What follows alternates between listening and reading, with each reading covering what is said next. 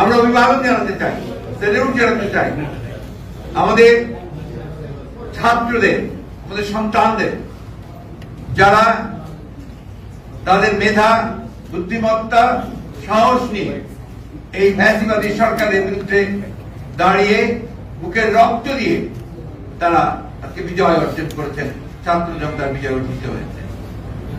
আমরা তাদেরকে আবারও অভিবাদন জানাচ্ছি। আমরা সকল রাজনৈতিক দল, সকল ব্যক্তি যারা এই সংগ্রামের সঙ্গে জড়িত ছিলেন, আছেন, পেশাজীবী, তাদের সকলকে আন্তরিকভাবে ধন্যবাদ এবং কৃতজ্ঞতা জানাচ্ছি এই আন্দোলনের শরীক হয়ে আজকে বিজয় অর্জন করবার জন্য। এই বিজয় অর্জন করা হয়েছে, আরো বড় দায়িত্ব রয়েছে এখন প্রতিটি মানুষের, প্রতিটি বাংলাদেশের, প্রতিটি স্বাধীনতা প্রিয় মানুষের, প্রতিটি নাগরিকের এই স্বাধীনতাকে সুসংগত করা। সেই স্বাধীনতাকে সুসংগত করা তখনই সম্ভব হবে যখন আমরা গণতান্ত্রিক প্রতিষ্ঠানগুলোকে প্রতিষ্ঠিত করতে পারবো, তাদের প্রাতিষ্ঠানিক রূপ দিতে পারবো। আর সেই জন্যই আজকে সবচেয়ে বেশি যেটা প্রয়োজন সেটা হচ্ছে ধৈর্য, সংযম এবং পরামর্শ সহিষ্ণুতার জন্য নিজেকে তৈরি করা। আপনাদের কাছে অনুরোধ করব যে আজকে আপনাদের মাধ্যমে আমি এই বার্তা আমরা সারা দেশবাসীর কাছে পৌঁছে দিতে চাই যে এখন অ্যারোগেন্স, ভেঞ্জেন্স এগুলোর কোনো স্থান নেই। আপনার স্থান নেই কোন প্রতিহিংসা বা প্রতিশোধ গ্রহণের। এখন যেটা প্রয়োজন ধৈর্যের সঙ্গে পরিস্থিতি মোকাবেলা করে জনগণকে সংহত করে আপনার এই অর্জিত স্বাধীনতাকে সংহত করা, সুসংহত করা।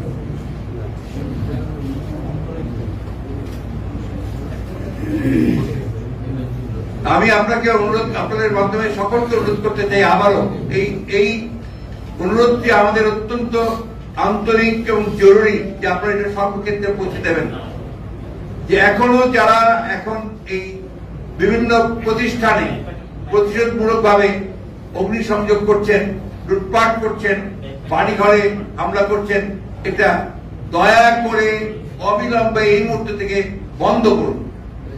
যারা এটা করছেন তারা কেউ এই আন্দোলনের শরীক, আন্দোলনের লোক নন, তারা সবাই কিন্তু আপনার যারা আন্দোলনের বিরোধিতা করেছে তারা এবং তাদের লোকেরাই করছে।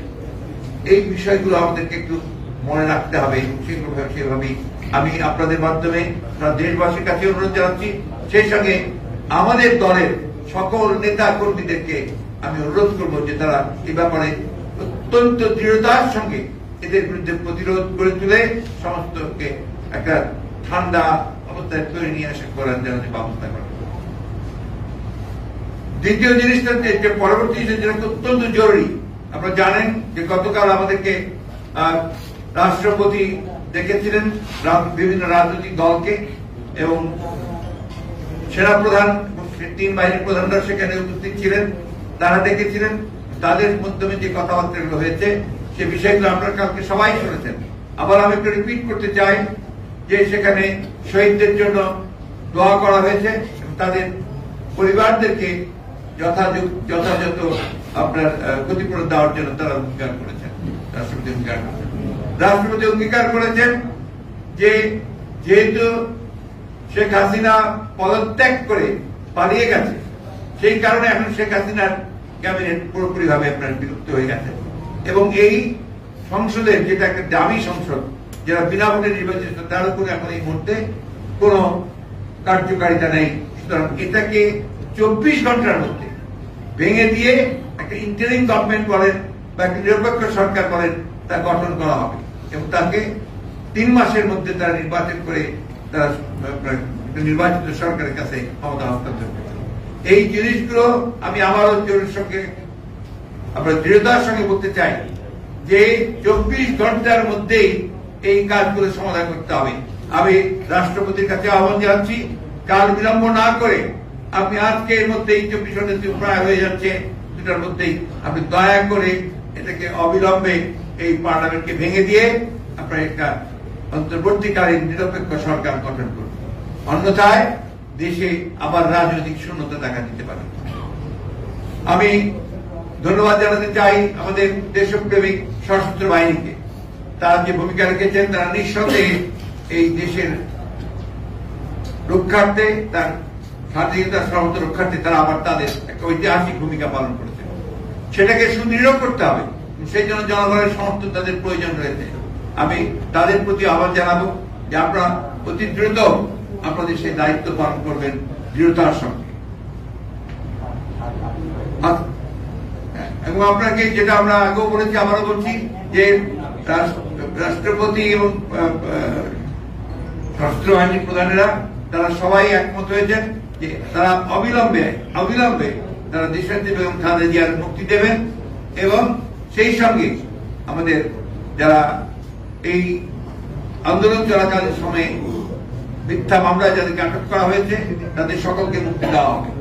একই সঙ্গে অন্যান্য যে সমস্ত মিথ্যা মামলা দীর্ঘকাল ধরে আমাদের যে সমস্ত রাজনৈতিক ভাবে আপনার সাজা দিয়ে আটক করা হয়েছে তাদেরকেও মুক্তি দেওয়ার সমস্ত প্রক্রিয়া তারা চূড়ান্ত করবেন, এগুলো তাদের কমিটমেন্ট। সুতরাং আমরা আশা করব এই বিষয়গুলো দ্রুততার সঙ্গে হবে। একই সঙ্গে আশা করব যে সমস্ত গণতান্ত্রিক শক্তি আজকে ঐক্যবদ্ধ হয়ে অর্জিত যে সাফল্য, সেই সাফল্যকে সুসংগত করবার জন্য তারা সবাই তাদের নিজ নিজ ভূমিকা রাখবে। এটাই আপনাদেরকে আমি জানাতে চাই। ধন্যবাদ আপনাদের। এবার আরেকটি কথা বলি, যেটা অবশ্য আগাম কথা হচ্ছে, আমরা জানাবো আপনাদেরকে, আমরা তো আগামীকাল একটা সমাবেশ করতে পারি, আমরা সময় মতো জানাবো। জি মাননীয় মহাসচিব, বৈষম্য বিরোধী ছাত্র আন্দোলনের নেতৃবৃন্দ যাদের নেতৃত্বে এই গণঅভ্যুত্থান হয়েছে তারা গতকালকে সংবাদ সম্মেলনের মাধ্যমে বা গণমাধ্যমে তাদের বার্তা পাঠিয়েছেন। সেটা হচ্ছে তারা অন্তর্বর্তী সরকারের প্রধান হিসেবে ডক্টর মোহাম্মদ ইউনূস সাহেবের নাম প্রস্তাব করেছেন। আপনারা এটাকে সমর্থন করেন কিনা? আমাদের এটা সমর্থন করার ব্যাপারটা তো ব্যাপার না, ব্যাপারটা হচ্ছে যে আমরা যখনই প্রেসিডেন্ট আমাদের কাছে প্রস্তাব দেবেন আপনার এই অন্তর্বর্তী সরকারের আপনার নামের জন্য, আমরা সেই সময় তাদেরকে প্রেসিডেন্টের নাম দেব। কারণ এখানে শেষ করি, কারণ এখানে এখন constitutional head of state is the president. উনি হচ্ছেন রাষ্ট্রের প্রধান, তারই একমাত্র এখতিয়ার আছে আপনার এই ধরনের ব্যবস্থাগুলো নেওয়ার জন্য। সুতরাং যখনই আমাদেরকে ডাকবেন আমরা অবশ্যই আমাদের যেটা নাম প্রস্তাব সে প্রস্তাব দেব। তবে আপনাদের একটা কথা বলে দিই, ছাত্রদের প্রতি আমাদের সম্পূর্ণ আস্থা আছে, এই আস্থা আমাদের আছে এবং আমরা তাদের প্রতি তাদের আন্দোলনের সঙ্গে একাত্মবোধ করেছি, তাদের সঙ্গে আমরা একাত্মবোধ করছি। তবে আমরা প্রত্যাশা করব যে এখানে সর্বদলীয় ব্যাপারটা গুরুত্ব দেওয়া উচিত, যে জিনিসটা অত্যন্ত গুরুত্বপূর্ণ। মাননীয় মহাসচিব, আজকের মিটিং এ আপনারা অন্তর্বর্তীকালীন সরকারের প্রধান বা সদস্যদের নাম প্রস্তাবের জন্য কোনো আলোচনা করেন না? আমরা সেটা কোনো নাম স্থির করিনি, যখন করবো আপনারা জানতে পারবেন। একটা বিষয়টা জানতে চান, আপনি প্রথমেই যে বললেন যে ফেসিবাদ মুক্ত গণতান্ত্রিক বাংলাদেশে আমাদেরকে স্বাগত জানিয়েছেন, একটা রিজিমের পতন হয়েছে, কিন্তু আপনি কি মনে করেন যে গণতন্ত্র ফিরেছে আদৌ? এটা কি মুহূর্তে ফিরবে? এটা কি এত সহজ? এই 50 বছরে সেই গণতন্ত্রকে এস্টাবলিশ করা যায়নি। এটা তো সূচনা। আর কিন্তু এখন আমরা রাহু মুক্ত হয়েছি।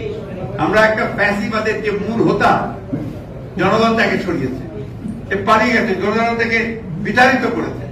সেইখানেই আপনার এটা একটা বড় বিজয় নিঃসন্দেহে। সেই বিজয়টাকে কনসিডার করতে হবে। সামনে কারো উঠবেন না, আমরা ছবি নেব।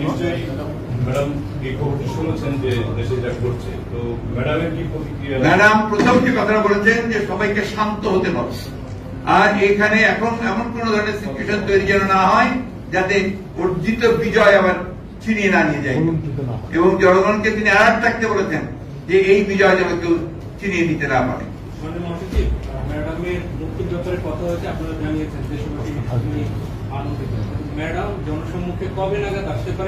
উনি যখন নিজেকে মনে করবেন যে সে স্পিড, তিনি অত্যন্ত অসুস্থ, আপনারা জানেন।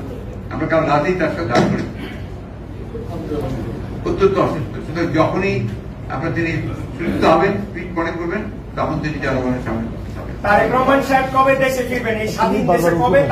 উনি যখনই মনে করবেন নাও হি ক্যান কাম ব্যাক, আমরা অলরেডি তাকে আমাদের অনুরোধ জানিয়েছি যেন দ্রুত চলে আসেন, সেই ব্যবস্থা কবে।